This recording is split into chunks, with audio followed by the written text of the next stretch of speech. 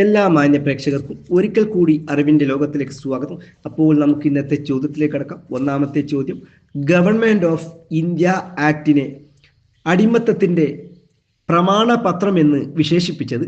ഉത്തരം ജവഹർലാൽ നെഹ്റു. ബ്രിട്ടീഷ് സർക്കാരിന്റെ ഏത് നിയമമാണ് പ്രവിശ്യകളിൽ സ്വയംഭരണം കൊണ്ടുവന്നത്? ഉത്തരം 1935 government of India act. 1935 government of India act പ്രകാരം ആദ്യ തെരഞ്ഞെടുപ്പ് നടന്ന വർഷം?